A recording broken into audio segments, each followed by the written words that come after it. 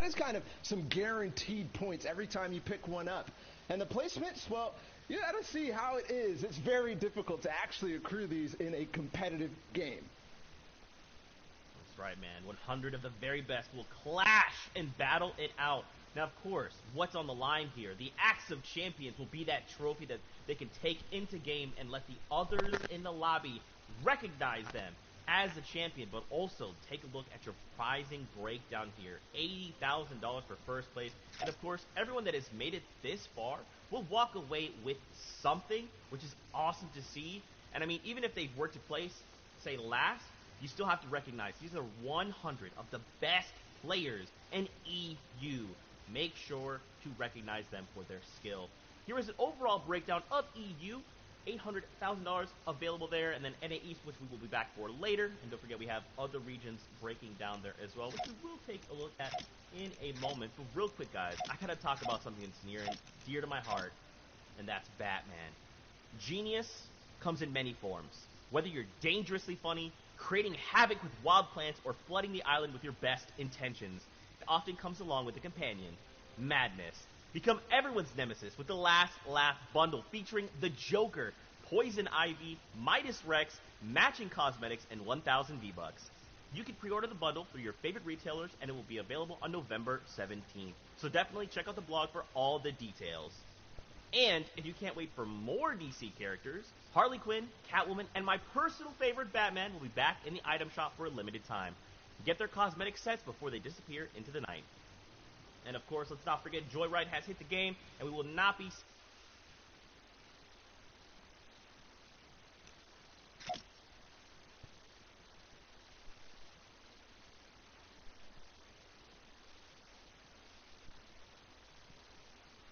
RNG, Jinxie Fishy, and total points of 75, the Oceanic champion. What a run that he had above the rest. Yeah, it was ridiculous. And this man was contested, too. For yours unfamiliar with what that means off spawn, when he dropped, there was somebody fighting him, which means that it's very difficult to do what he did.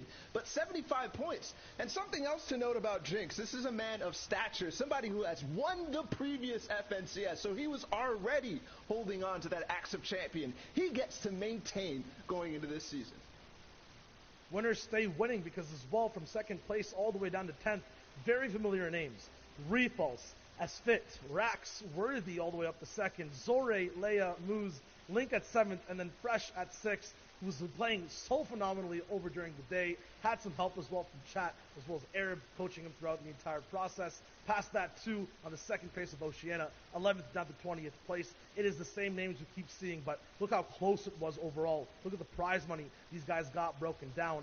40 points down to 36. Mountain holding 11th, RBK, I don't know, which is Volks holding down all the way to the 20th slot. Such a close competition, and this is going to be a nice identifier here as we get ready for EU. I mean, watch these point thresholds. Look at how close that is. We will more than likely see this in EU unless someone decides to break away. With that being said, though, Asia also has a champion. Fram #1 holding down that #1 spot, 47 points, no victory outs, but 11 elimination and an average placement of 25th. That in itself is a statement to be made, and now he will hold the Axe of Champions high. But it was so close, Zeke. Look at the eliminations, 11 for him. Over 6 games, that is slightly under 2 elims. And you know what? It counts. Everything matters. Tiebreakers certainly do in this case. 3 people tied for points at first place. That is ridiculous. Unheard of. Haruhiko coming in second, and Peter Pan. Unfortunately, these guys fell with the tiebreaker of eliminations. Fram will win the Asia region. Still, another tiebreaker back-to-back, 44 points, 4 ways through, from 3rd all the way down to 7th place. That is insane to see. Still, that story continues on the second page. Asia was so close, so competitive. And as you mentioned, Bala, every elimination did indeed matter. Once again, Rizart down to Riru from 11th to 13th place. They were tied. You go all the way down to 18th to 20th. Waldhawk, Bob, these guys were tied too, and it was their individual performance every game that stood out. So remember, every single game we watched today, every single play matters the most. That's right, man. And this is something we're going to talk about for the whole time, right? Is every interaction matters. Every time 2 people square up, one of them will be eliminated, while the other is allowed to continue moving and continue earning those points, while the other that lost has to wait. They have to reset and come back into the game with a fresh mindset and hope to earn more points. And these guys have been doing it all weekend long since Friday. They've been playing in these set lobbies, these very difficult games, and for some of them, they're done. They've already played it through, but for others, regions that we're looking forward to, EU up next, and these guys have such a competitive field. Look at the first list of qualified players, and that is just 1/5. And they've gone through so many different hurdles. We had 4 heats in total, top 25s qualifying from each and every one, down to the final 100 players. These guys are at the top of their game, and they're going to be playing against other people who are used to winning. On this page alone, I'm looking at Scouts, Kha'Zix, Seventor, Mongrel, big, insane, legendary names looking to get another title under their belt. Reason was on that page too, the player who won Heat 4 against people like Letwick. Flois came out of Heat 1 with a dominant performance. We're going to be looking at him to see if he can maintain a good start out of the early game. Tayson, who had the first start in Heat 2 with the back-to-back victory royales, and we've talked about the format, how much that matters. His lead was almost insurmountable after only 2 games. And whether you're watching in-game in Party Royale or anywhere online, just pick a name over here, follow it through, find a new favorite player, and follow your favorite old ones too, like Letchi, like Fastroki, Xweez2, who's an insane winner, winning back-to-back games through all stages of the competition. These guys are about to play some of the hardest games of their lives and are going to give us some of the best Fortnite we have ever watched.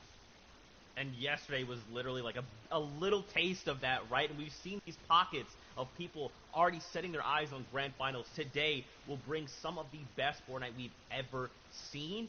I mean, there's no way of knowing. Will someone break away and hold off strong? Will people go head-to-head and kind of pull each other back? And at the very end, someone will cross the finish line. No way of knowing, guys. This will all unfold before our very eyes. Yeah, I mean, Zeke usually asks me the question, who do you think is going to win? I'm going to answer before you get to ask any one of these 100 players because they all deserve it, 100%, all the way up to this point. I'm serious. It's anyone's game. Every single person on all those pages for Europe are so good. And I want to add one thing to that, too, because it might be anybody's game, but also think about the fact that one player after all of this, out of 100, is going to be walking away the winner, the champion. That is just mind-blowing to me.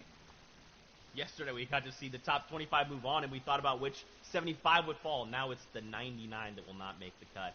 With that being said, though, let's take a look at a replay that has led us to this point. Yeah. If you haven't joined us on the broadcast just yet, there was 4 heats to play through. Each of those had 100 players. Top 25 moved on from every single one of them. We're watching the winner of heat number 1, and we're highlighting him because he won in a surprising fashion, coming out from behind and dueling a lot of other top players. And he did it with style, winning a game with something like 5 eliminations and then taking the lead from there and being consistent all the way through. That's why Advise is certainly somebody to pay attention to. Yeah, the name to remember is Wave Advise, especially anyone having Wave in front of their names. But just look at the way he broke down every game. It wasn't something under control for him at all times. It was always back against the wall, but always found a way through to win every single time. And he was dueling against players like Clement, who are going to be here today. But moving on into Heat 2, if you missed that one, this was electric. This was fantastic. We already talked about Tayson's back-to-back. But he did it, again, with style, too. That's why we have to keep an eye on him going into this. And there's some interesting things about him. We saw a sneak peek about that landing spot, and that's where our previous FNCS Invitational Solos champion came from. His duo partner, Janice. And Janice is playing today too, so these guys will have to face off against each other at the same drop spot, in the same end games, and it's unpredictable as to what will actually end up breaking down. There's another player too in that heat. It was Kinzel. They ended up dueling. Also somebody who came out of Steamy Stack, so we'll have to keep that in mind. But moving into Heat 3, this is something that caught a lot of people by surprise. Why? Because Xweez, while he has been pretty consistent overall, his placements in FNCS and other tournaments like that, nobody expected what he did throughout the qualifiers. Nobody expected a second place on day 3, into a first place on day 4, into a first place in the Heat yesterday. The most surprising performance by far, absolutely, and the most impressive in style. XP's always puts himself into positions where he can show his flair, show his aim, and give us a good insight to what shots he likes to take. All these shots always culminate to a win. Just look how fast he is past edits, landing the bullets that he needs to land to be able to get eliminations and then win games close range, 4 people back to back, and he did this in multiple games. And that's not all. While XSweeze might have dominated his heat, there's still one more. To find the last 25 players, we had to go through one of the most difficult ones overall. There was players like Mongraal in the next heat. There was players like Reason, and those two have been going back-to-back against each other for quite some time, starting from the day 1 3 weeks ago. But Reason showed up again, and even though they dueled and took first and second in this heat, Reason seemed to come out far and ahead, the champion of that heat. And for one reason, I think, no pun intended, the Holly Hedges uncontested drop spot. Yeah, with no one fighting you down early game, you have a huge advantage on playing the rest of your game out, going for positions, going for wins. That being said, though, Reason and Mongraal are going to be able to battle it out once again here today in these grand finals, and it's the final round for these guys to wrap up their story. And the important thing to note from Reason, he did win back-to-back in heat number 4 yesterday against players like Letwick, who had even Kit Shockwave Launcher to try to put him down. He does not care and will go for the biggest streak of 2 back-to-back games in terms of eliminations and wins. So that total amount of points, ridiculous from Reason. We'll have to see if he's in form today. That's the biggest question across the board, right? Who is in form? A lot of these players, they already know the field. They've already scouted each other out, and just like we've done our research, they have too. Now the question is, who will hold strong and who will walk away the champion? With that being said, guys, it is time to get into the first game of the day here in EU. So let's get ready to toss it over to our casters. We've got Clay Staling and Sundown to take us through all the action. Gentlemen, over to you. Ladies and gentlemen, boys and girls, Jonesies, Bonesies, he's, she's, theys, and thems, welcome to the first game of the FNCS Grand Finals in EU, and I hope you got your popcorn ready, whether it's literally or the emote in Party Royale, because this game is about to be a blast. I am ready for seeing all the action unfold. I hope everybody's got their favorite emote out, whether it be take a seat, whether they're with their glow sticks out raving. I'm ready. I know you're ready, Sundown. It's going to be amazing. Enough from us. Let's take us into game number 1. The analyst desk set it up so well. Shout outs to Zeke, Bala, and Showager. But now we're into match number 1. This is it. 6 games to decide who will walk away with that Axe of Champions. Who will be the top player in arguably the most competitive region in Fortnite. It does have the most participants, and there's $800,000 up for grabs here, and here's the initial drop spot. And it looks like everyone's sticking true to where they planned on dropping. We have 3 players in Steamy. We've got, I think, only 1 or 2 players there in Catty Corner, the 4 in Lazy Lake that we've seen time and time and again from Europe. And, of course, we've got Rezon and Holly Hedges, and it seems like he may be alone.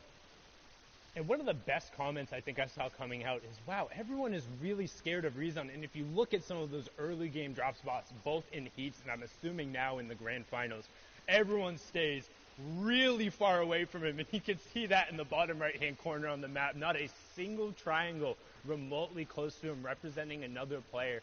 That's because he's done such a good job over the course of the entirety of this tournament to stake out the claim, and then also getting a nice little elite chest right there, granting him the legendary burst AR, and he's set to go now. He can begin his rotation and head to center zone. He has those 6 crash pads, which we've seen him execute on so well, and he's basically set to now just farm the materials he needs and transition into the mid game. However, we've seen him go aggressive time and time again with a similar loadout, as now we swing on over.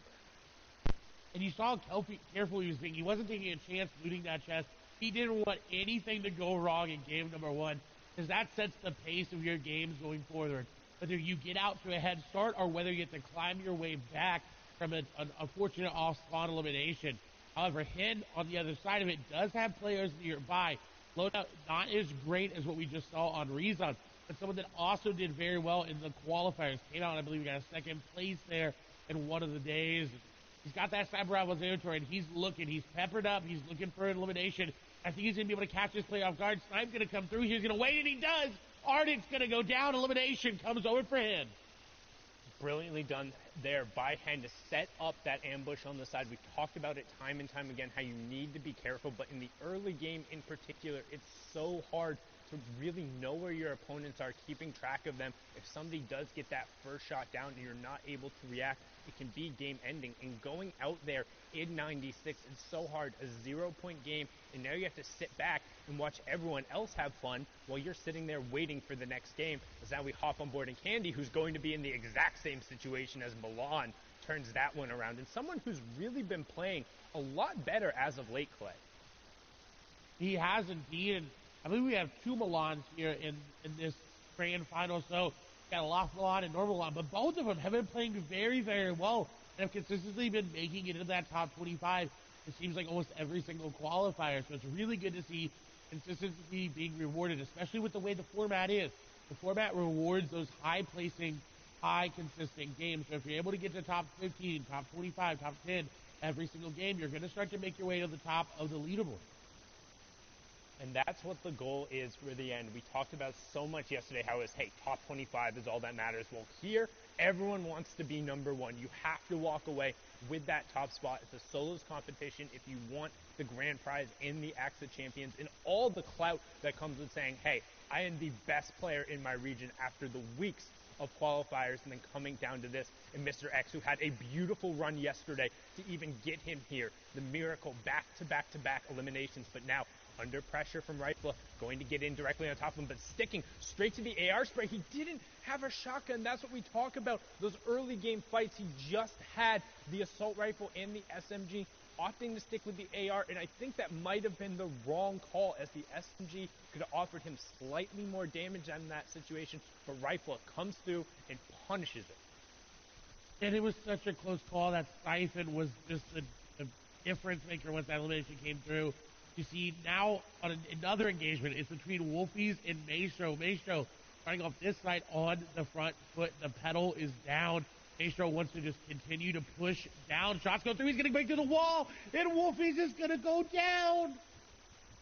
That was a huge pickup there from Maestro Wolfies, who was the second place finisher in the duos of the World Cup. We've seen him play so aggressively, the young player from the UK, but when he's put on the back foot, it can be a little bit challenging there. Maestro did come through, got dropped down to 48 HP, but don't forget, in arena and tournament settings, there is that siphon enabled. That means when you eliminate an opponent, you will get either 50 HP or 50 shield back, depending on which one you end up needing. It prioritizes health first, and then they will also drop all of their materials, all of their loot, and an additional 150 materials, so an extra 15 builds that you can go over and sweep up. That ends up being really key, particularly in the mid and the late game now, as I'm on board here with a Ventex, who takes two really big shots and is put on the back foot.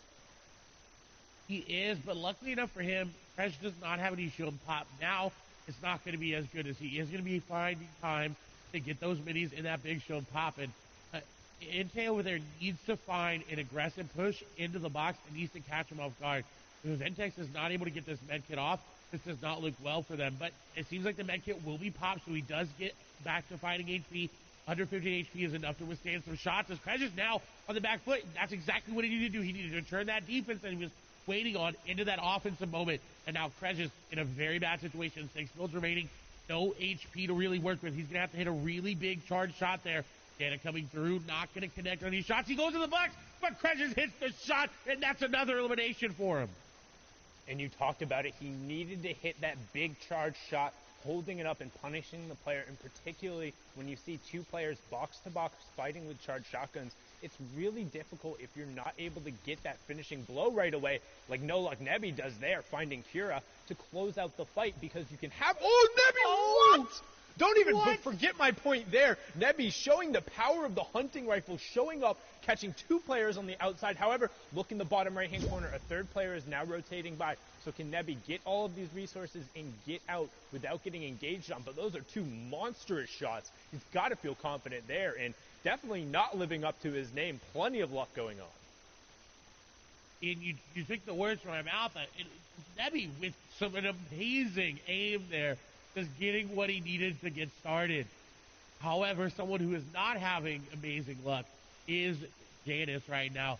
134 effective HP. It means he fought either off spawn on rotation. Now he is going into the orchard, which does allow these campfires and the apples that drop that give you 5 HP per consume.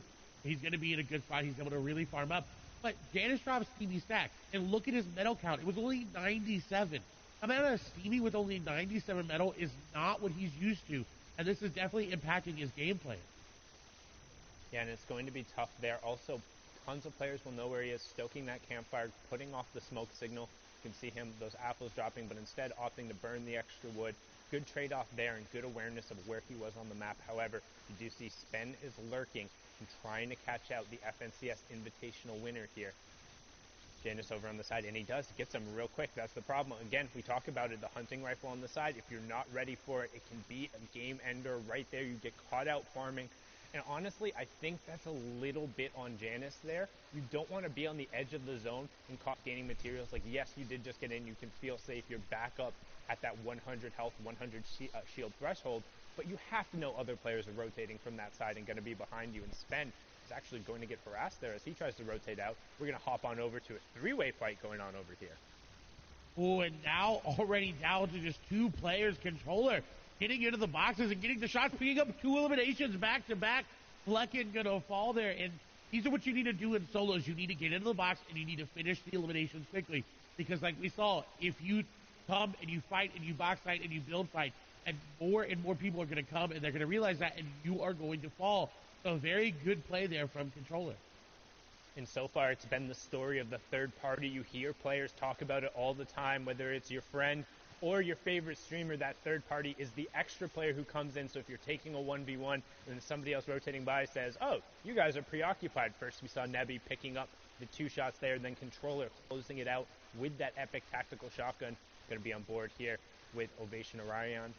We've seen him pull off a number of plays, but again, really good at kind of those ambush-style tactics, as you can see here, trying to set up a little bit on this player who's rotating in front of him. You can see the map in the bottom right-hand corner. That is the next storm zone revealed, so you can see we're pulling a little bit central. We're just kind of south of the authority, or just over the authority, with a little bit of a southwestern side there. So most of the players will have time. The Slurpy Swamp players will have tons of priority, and Storm Surge has just turned on, which is something you might not be familiar with if you're watching there. So Storm Surge is actually on in every game, but is only activated when you're above a certain number of players left. That number of players for the third zone is 70, so with 83 players currently left, 13 will be impacted. What it does is those who haven't done enough damage to the opposing players will then take 25 damage every 10 seconds. And to try and encourage a little bit of active play, which we see here from Orion taking out Queasy, who's going to be queasy about that, just being game-ended right there before the rotation occurs, not picking up any points in that match. And what a smart play. He went in different angles and didn't just crash pad off the top, because he knew Queasy would have been expecting that, and found an angle, got in the box, got the elimination. That also, with Storm Surge, it causes people to make plays like that. Arion may have decided that, you know what, a couple tags were good, I'm good to go, move on. He's put him pretty high up in the Storm Surge, but he didn't want to take the chance. He wanted to make sure he was above at least 100 damage on the threshold. So he decided, I got to go in, I got to get in the box, because when Storm Surge starts hitting you, nobody's going to let you shoot them. No one's going to let you even look at them. They're going to be sitting in their boxes, they're going to sit there and wait, and not even open windows, not even make any movement, because they know, hey, that guy's getting hit by a big purple lightning bolt. We can't attack him. Well, all of a sudden Phoenix is actually going in, but maybe a little bit of a misplay as he gets eliminated. Gets punished right away, and Tigwe has everything you could possibly want for a box fight there. I mean, just look at the loadout, having the epic tactical shotgun, the epic first AR, crash pads, plenty of shields. So Phoenix might have felt a little pressure to go in and create some space, but Tigwe punishing very succinctly there, as now we swing on board. Milan, Seventor, Kiko, and Anas all directly on top of each other. You become Legend. Anas has played incredibly well. Clement also joining in on the party, and this is what we talk about, that Storm Surge. All the players who below, Anas being one of them, are going to be forced to find tags. That damage is going to start coming through. He's going to need to convert on it, and he converts brilliantly there, picking up Supremacy's Clement in number 1 elimination and also closing in on that first placement threshold, Clay. It was such a beautiful play by Anas because he knew Clement had that bush. He said, you know what, he's going to go for the pickaxe. I'm just going to go ahead and edit that wall out so he can get the initial shot. And that got him the elimination. That initial shot there gave him the damage just to follow up with another tack shot. And with that rare tactical shotgun, it does a lot of damage if you're able to hit all the pellets. And that's exactly what he did. Now on his way, he got the pepper placement threshold, just came through as well. And now he's moving in. He's got a very great loadout to secure himself a very good placement here. We know Anas is very, very capable, like you talked about. And he's already stalking another player. He's looking to take down AX Controller. Yeah, and that's Controller 007 from the FNCS Invitational. We saw him have a number of really solid performances. Still need 3 players to go down from that Storm Surge threshold, but Anas just trying to kind of follow in this rotation path, get as close to center of zone. So if you're kind of new to watching competitive Fortnite, joining for the first time in Party Royale or Twitch or YouTube or Twitter or watchfortnite.com, what do you care about as you're watching this game as Anas will take it down, or what are you looking for? Mongrel and Thomas HD also picking up eliminations to put us below the Storm Surge threshold. The first thing is whether or not people are picking up eliminations. You can see that to the right of the player's name that's right next to kind of the little mark there. And that will represent 1 point every single time as they go through. Additionally, you're worried about them picking up placement points. In this format, the first one occurs after 25 players have gone down, then the next one occurs after 50 players have gone down, then it's every 10 and 5 players. So when somebody ends up falling in 41st or 31st or 26th, that's a huge changeover. But now, during the middle part of the game, as everyone's rotating through, what they're looking to do is establish space for themselves, make sure they're safe, and then find tags so they're not threatened by that Storm Surge that we were talking about ahead of time. Because now we hop on board here with MCSX Squeezy, who has placed top 25 this FNCS, best in the EU, and that's something to contrast with the fact that he also plays really aggressive early in the mid game. If he gets caught out, he's able to convert. He's had some of the highest elimination totals.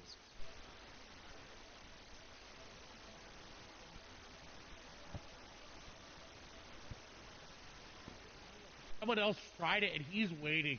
You can